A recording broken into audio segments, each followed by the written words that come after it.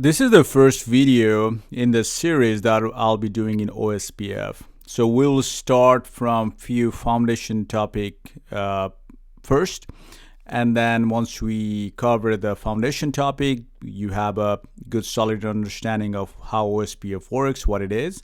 Then we'll move into doing some lab exercises in this topic. So this video we'll be focusing on dynamic routing protocol called OSPF, which stands for Open Short Path First. So let's take a look at what it is and how it works. So routers uses three different methods to learn routes. Number one is directly connected routes. Number two is static routes. Number three is dynamic routes.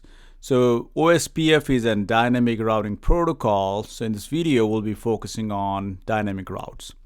We'll now look into some features that OSPF has. Number one, OSPF is considered a link state protocol. So what link state protocol means is routers, those are running link state protocols such as OSPF, which exchanges topology information with their neighbors. So all routers will have a complete picture of the topology, which helps each router to independently calculate routes from its own perspective. So that is the core of how link state protocol works. It's a classless, meaning it sends subnet mask with the updates. So due to this feature, it allows the use of VLSM. So older routing protocol, such as RIP, did not used to do it. So those were not considered classless. So this is an additional feature in OSPF. Number three, let's look into this topic called administrative distance. So administrative distance is simply a number that represents how trustable a routing protocol is. So each routing protocols are given a number, simply an integer, a number by default, and what that will help router to check, hey, this router is more trustable for me versus another. So let's take a look. RIP number one. So it has an administrative distance of 120. OSPF has an administrative distance of 110, and EIGRP has an administrative distance of 90. So these are the default administrative distance given to this protocol. So if you have one router, those are running these three different protocols, your router will by default choose EIGRP.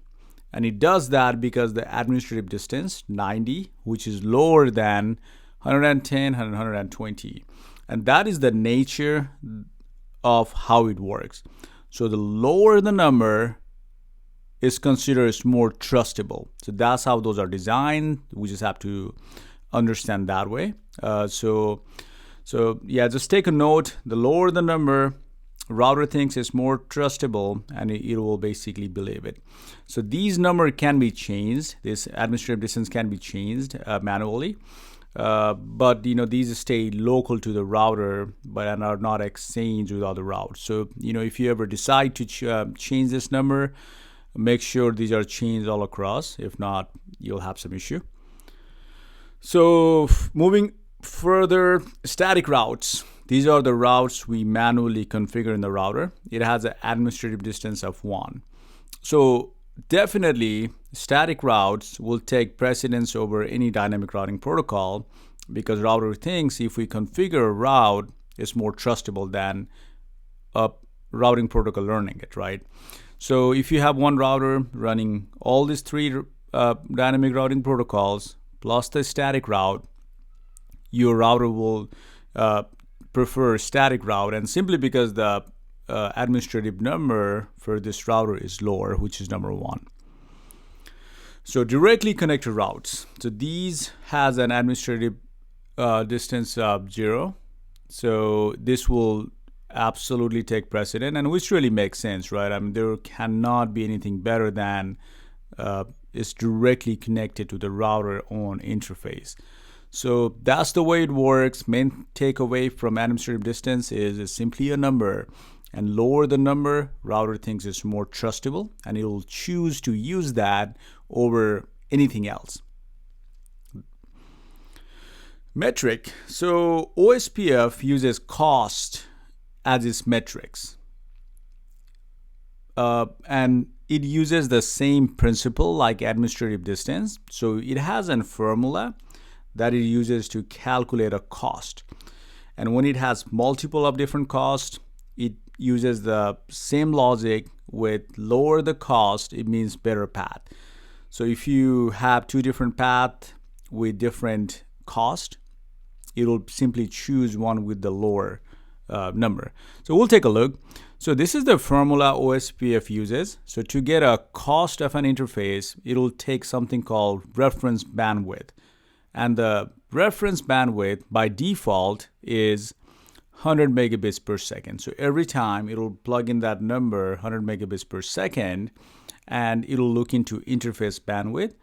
So interface bandwidth is a bandwidth statement that's present in router's interface. It'll simply plug those numbers, divide it, and guess the cost, and does and it'll choose which to add in its routing table. So for example, let's look into, say for example, there is a link called link A, and let's consider it is 100 megabits per second, right?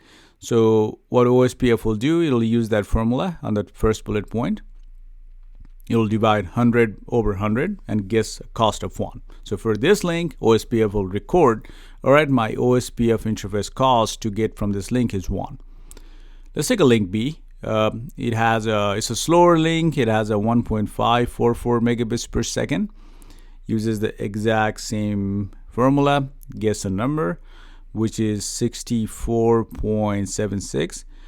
So by OSPF does not take into consideration of any number after the decimal. So it will only choose 64. So you have link A with a OSPF interface cost of 1, link B with the OSPF interface cost of 64.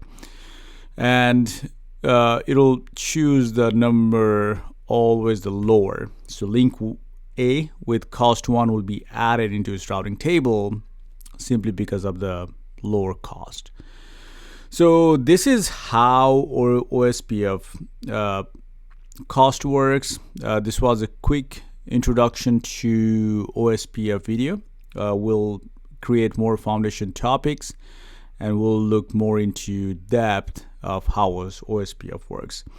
I hope this video was informative to you, and I would like to thank you for watching.